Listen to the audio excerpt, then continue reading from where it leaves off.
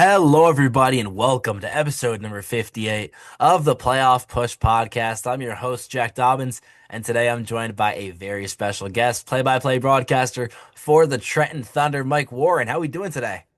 Jack, thanks for having me on, man. I'm doing great. Always good to touch base with you, and yeah, looking forward to talking on the show today. But thanks for having me on.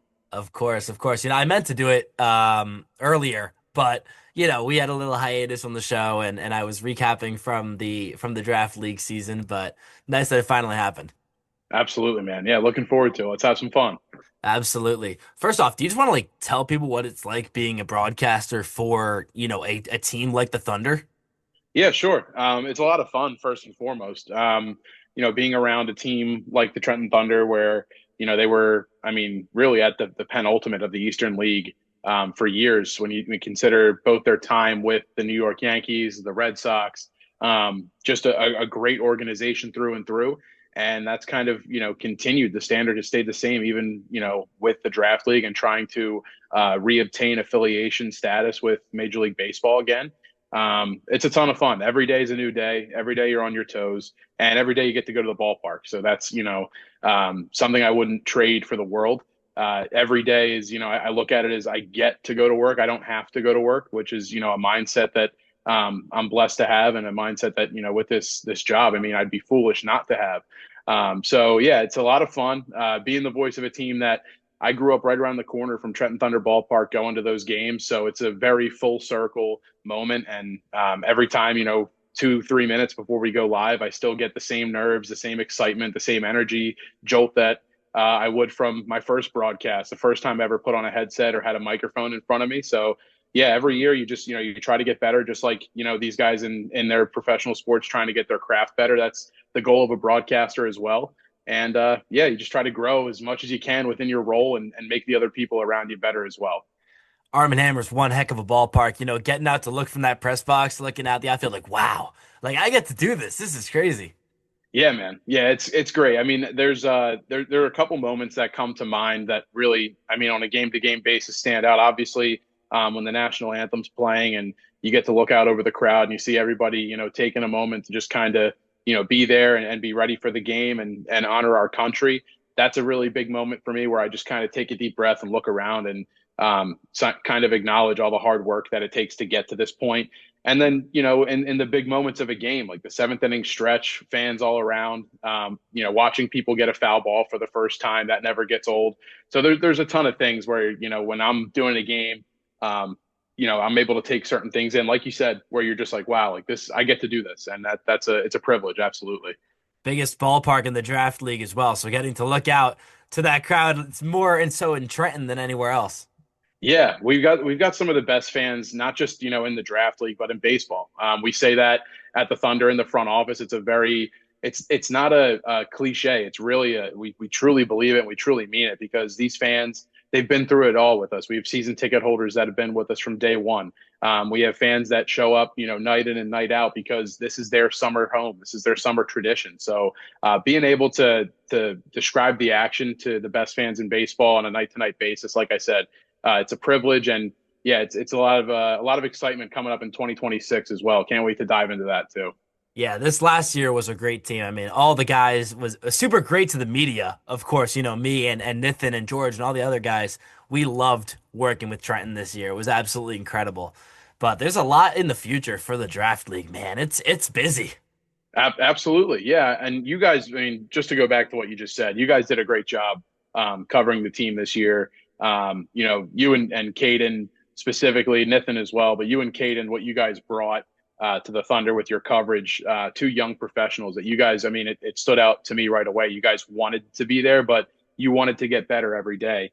And I made sure that my part of my job as well as being the broadcaster, I'm the director of media relations. So I have to talk to the players. I make sure that you guys get your interviews. And one of the things that I stress is that to the players is, you guys are here to do a job just like they're here to do their job. Have that mutual respect going into it and things will work out. And you guys understood that. The players understood that this year. They always do. But, they really enjoyed you guys being around the clubhouse and caring as much as you did. So thank you guys for all the hard work you put in this year. But yeah, this season coming up, there's a lot of moving pieces. We got a new team coming into the draft league this year, the Aberdeen Ironbirds, which is pretty exciting stuff.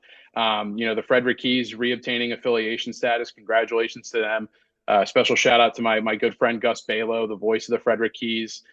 He deserves to be calling affiliated baseball, and he gets that chance this year. And I'm very excited for him and everybody in Frederick as well. But yeah, Aberdeen comes in, and this is an exciting opportunity for the players in the draft league because Aberdeen's field is actually at the Cal Ripken complex. It's incredible. It's a beautiful ballpark. Really is. And that facility there, I mean, there's tons of history in that area in itself. So hopefully these players, they're able to kind of, soak that in and understand that they're playing in, pretty hallowed ground. Like it's an exciting opportunity to share the field with people who, reach some of the highest ranks in this sport. And you know how hard it is. These guys know how hard it is to get to that level that they want to get to. So yeah, we see it all the time in Trenton. Obviously Derek Jeter playing there. His rehabs were very famous and drew some of the largest crowds in Trenton Thunder ballpark history. But these guys get to share the field with a lot of some of baseball's biggest impacts, and that's a cool thing that the draft league has done a really good job reminding these younger generations coming up through the sport. It's that you're sharing the ball field with guys that were once in your shoes that are now making tons of money to swing the bat, to throw the ball, to do the things that you want to do, and just don't lose sight of that. So in 2026, we're going to see a lot of cool things. The one thing that I'm really excited for is welcoming Team Mexico to Trenton Thunder That's the Ballpark. next guy I was going to hit on. That's crazy. Yeah, International series. yeah, I'm really excited for that. Last year we, in the draft league, we really got to see it from a different perspective in international play with Team Canada, the junior national team coming down, and they kind of did some split series with pretty much every team in the draft league but the Thunder. We weren't able to see Team Canada. We actually got a couple guys from Team Canada that transferred over to the Thunder to play some more before the draft. But we didn't get to play against Team Canada. So I really look forward to the Team Mexico experience. I mean, baseball is, it's like a lifestyle in Mexico. And we see the World Baseball Classic every year when Mexico's in it. I mean, you talk about some of the best games in World Baseball Classic history, the excitement, the energy around it. So we're hoping that, some of that energy can come to Trenton Thunder Ballpark, and some of the fans in the area can get excited for, hopefully what we can cultivate into a mini World Baseball Classic kind of an atmosphere for a 3-game set. I mean, if we can, really get a lot of fans out here for the first time. And I know just, ideas wise that there's been some things that, people like with the World Baseball Classic that you might see potentially during a game with these guys coming to town. It can bring out some different fans. So it's exciting. Hopefully that brings out the best in our area and brings out a lot of people that maybe haven't seen a Trenton Thunder game before as well. I like the World Baseball Classic point. It's not even just that. So you look at the Little League World Series. Yeah. Anytime Mexico's involved in baseball with the US, you really get to see just how much it means to them based on culture and just the way they go about the game. So I think bringing it to the draft league, I think it's dead smack in the middle of June, if I remember properly. That's Yeah. going to be a great set. Yeah, yeah, it's really exciting, and obviously, we don't have a clue who's going to be wearing the Thunder uniform just yet. But once we start to get those names in, and understand who is who, and even for Team Mexico, once we get the roster from them, and I can start diving into the research on those guys. It's exciting, man, and it's something that I think it's just the beginning for the draft league with what they're able to do in terms of getting eyes on their product. Because I mean, this international play, it excites everybody when you're going up against other countries, when you're putting your best against somebody else's best. It brings out the best. So that's what we're hoping for during that series in mid-June at Trenton Thunder Ballpark. 100%. The one thing I love about the draft league is on the contrary to MLB, where it's, every team has to play a certain team this many times every year. The draft league can really bend itself to be like, hey, do we want to do this year? Do we want to do this? Like, I bet that, 3 years ago, international series wouldn't have even been a thought. But now it's here. And it's like, where do we go from here? How can we continue to build on this? Yeah, and I think you're seeing just because of the reach from international players as a whole. Last year, the Thunder had Paulo Norris there for a while. Jarrett Bennett, who got drafted, he is technically an international guy from Puerto Rico. So there's guys that, like, they come from all over the place and they want a chance. And like we've talked about before, Jack, like baseball, it's such a large game. You know it. There's so much talent in the sport. There's guys that, we see and we're like, wow, like how did he not get drafted? Like I know me and you can talk about this for probably a whole other podcast, but you and I both thought that Karsten Sabathia was going to get drafted last year. Oh, We absolutely. both thought, and multiple people that I talked to that were at the combine said that as well. It is the most unpredictable draft ever. So you never really know. But in terms of getting exposure and guys that again are playing in a different country, if they see MLB Draft League and there's a chance for them to potentially bolster, what they have going for them, they're going to take that chance. And Paulo was a tremendous, tremendous player for the Thunder this year. A two-way guy, he could pitch, was tremendous on the mound, and then could play just about every position besides catcher on the diamond. So yeah, the talent continues to come in from overseas, from different countries, from all over, and All the over. draft league is with being powered by PBR and the kind of the stature they hold in baseball and player development. It's only going to continue to grow. Like a guy that you probably remember because you broadcasted the Thunder the last few years, Dennis Kasumba was with Yeah. Frederick for a minute. Like the dude, Yep. where is he from again? Oh my God, is he from Uganda? He is. He's from Uganda. Yeah. Like He was. wow, like all the Yeah. way out there. Absolutely. And he was, still is trying to become the first Major League Baseball player from Uganda. His It's not a, Instagram hasn't grind happened. is crazy. Yeah, I got to meet Dennis back to back years. Still keep in touch with him actually on social media and everything. And yeah, you talk about a guy that has an insane work ethic. I actually there was a journalist from the LA Times that came to cover Dennis while he was playing at Trenton Thunder Ballpark. I believe his name was Wally Backman. And he emailed me and he said, "Hey, Mike, I've been covering Dennis for a while now. I've actually gone out to Uganda to see him train.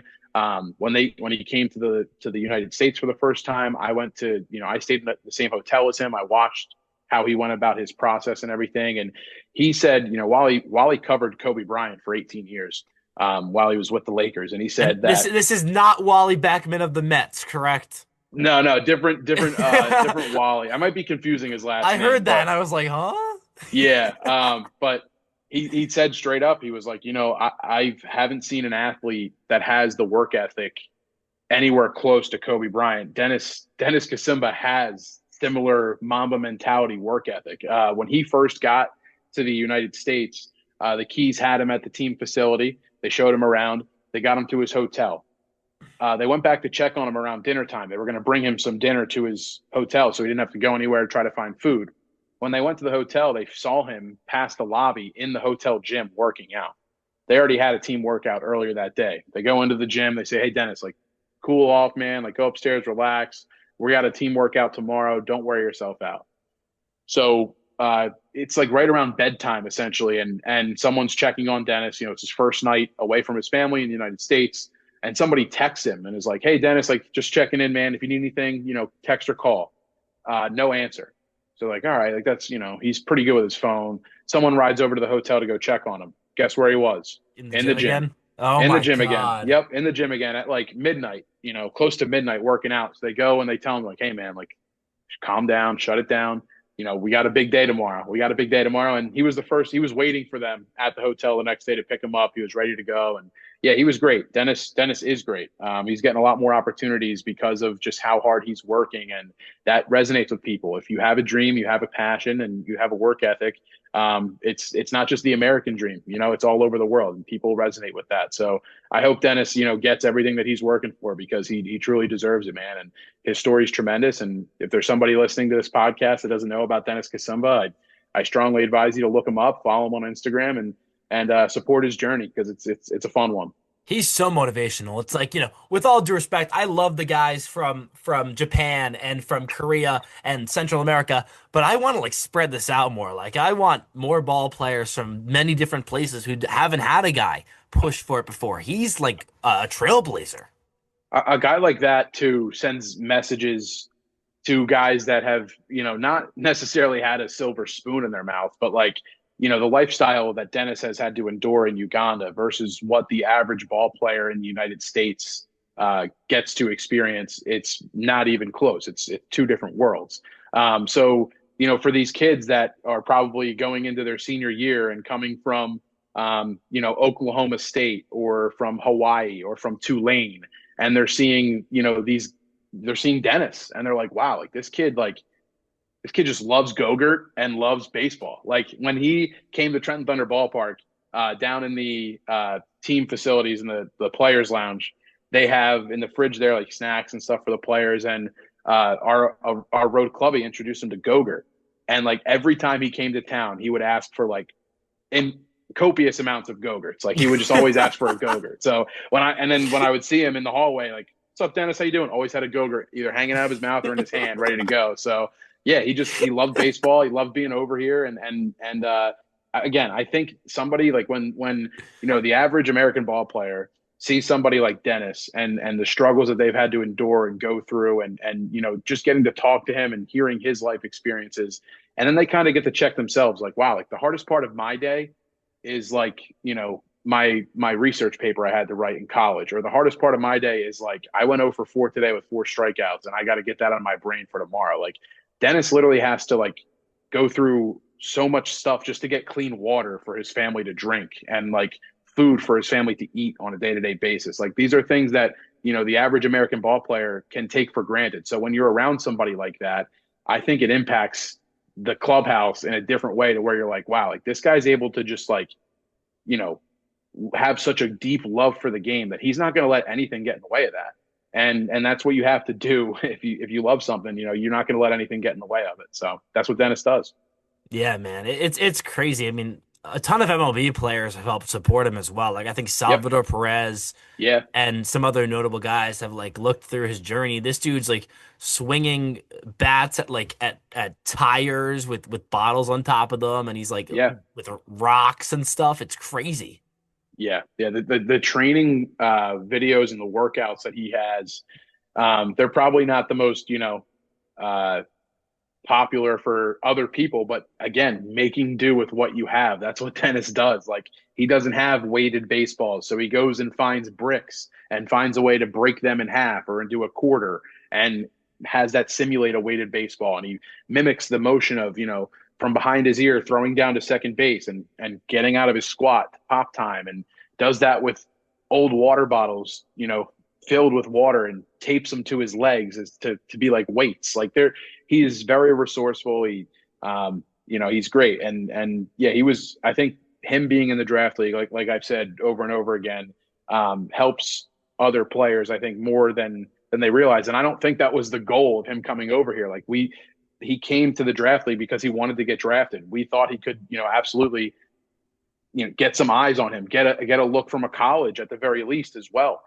So yeah, and him coming over here and having the impact that he did with the coaches, the players, everything. I mean, I could go on for hours talking about it. He's just a great individual. Wish him nothing but the best. Absolutely.